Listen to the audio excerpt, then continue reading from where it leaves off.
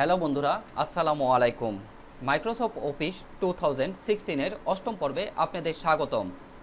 আশা করি সকলেই ভালো আছেন। আজকে আমরা জানব চেঞ্জ কেস এবং ক্লিয়ার অল ফরম্যাটিং সম্পর্কে। তাই কথা না বাড়িয়ে চলুন শুরু করা যাক। আমরা এখানে কার্যা নিলে দেখতে পাবো চেঞ্জ কেস। আমরা লেখাটি সিলেকশন করার পর এই ড্রপডাউনে ক্লিক করলে দেখতে পাবো সেন্টেন্স কেস। সেন্টেন্স কেসের কাজ হচ্ছে প্রথম ওয়ার্ডের প্রথম অক্ষরটি বড় হাতের করা এবং বাকি যে অক্ষরগুলো আছে তা ছোট হাতের করে দেওয়া। আমরা সেন্টেন্স কেসে ক্লিক করার পর দেখতে পাবো ওয়ার্ডের প্রথম অক্ষরটি বড় হাতের হয়ে গিয়েছে এবং বাকি যে অক্ষরগুলো আছে তা ছোট হাতের হয়ে গিয়েছে।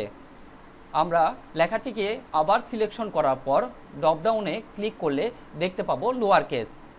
লোয়ার কেসের কাজ হচ্ছে প্রত্যেকটি ওয়ার্ডের প্রত্যেকটি অক্ষরকেই ছোট হাতের করে দেওয়া। আমরা যদি লোয়ার কেসে ক্লিক করি তাহলে দেখতে পাবো ওয়ার্ডের প্রত্যেকটি অক্ষরই ছোট হাতের হয়ে গিয়েছে।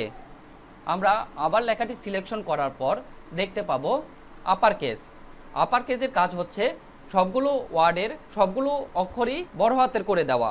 আমরা আপার কেসে ক্লিক করলে দেখতে পাবো প্রত্যেকটা ওয়ার্ডের প্রত্যেকটা অক্ষরই বড় হাতের হয়ে গিয়েছে। আমরা লেখাটি সিলেকশন করার পর আবার ড্রপডাউনে ক্লিক করলে দেখতে পাবো capitalize each word. Capitalize each ওয়ার্ডের কাজ হচ্ছে প্রত্যেকটি ওয়ার্ডের প্রথম অক্ষরটি বড় হাতের হবে এবং বাকি যে অক্ষরগুলো থাকবে তা ছোট হাতের হয়ে যাবে। আমরা ক্যাপিটালাইজ ইজ ওয়ার্ডে ক্লিক করলে দেখতে পাবো প্রত্যেকটি ওয়ার্ডের প্রথম অক্ষরটি বড় হাতের হয়ে গেছে এবং বাকি যে অক্ষরগুলো ছিল তা ছোট হাতের হয়ে গিয়েছে। আমরা আবার সিলেকশন করার পর ড্রপডাউনে গেলে দেখতে পাবো টগল কেস। টগল কেসের কাজ হচ্ছে প্রত্যেকটি ওয়ার্ডের প্রথম অক্ষর ছোট হাতের করে দেওয়া এবং বাকি যে অক্ষরগুলো থাকবে তা বড় হাতের করে দেওয়া। আমরা টগল কেসে ক্লিক করলে দেখতে পাবো প্রত্যেকটা ওয়ার্ডের প্রথম অক্ষর ছোট হাতের হয়ে গিয়েছে এবং বাকি যে অক্ষরগুলো আছে তা বড় হাতের হয়ে গিয়েছে। আমরা পরবর্তীতে দেখতে পাচ্ছি ক্লিয়ার অল ফরম্যাটিং। আমরা এই পেজটার দিকে তাকালে দেখতে পাবো প্রত্যেকটা প্যারায় আলাদা আলাদা স্টাইল দেওয়া হয়েছে।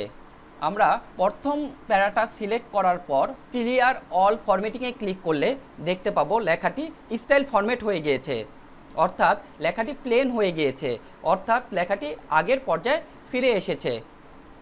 আমরা পরবর্তী যে প্যারাগুলো আছে তা সিলেক্ট করার পর আবার যদি ক্লিয়ার অল ফরম্যাটিংয়ে ক্লিক করি তাহলে দেখতে পাবো লেখাটি প্লেন হয়ে গিয়েছে, অর্থাৎ লেখাটি আগের পর্যায়ে চলে গিয়েছে। আমার টিউটোরিয়ালটি যদি আপনাদের ভালো লেগে থাকে তাহলে লাইক, কমেন্ট এবং শেয়ার করতে ভুলবেন না। আজকে এই পর্যন্তই। আগামী পর্বের আমন্ত্রণ জানিয়ে এখানে শেষ করছি। আল্লাহ হাফেজ। Don't forget click the subscribe button and hit the bell icon.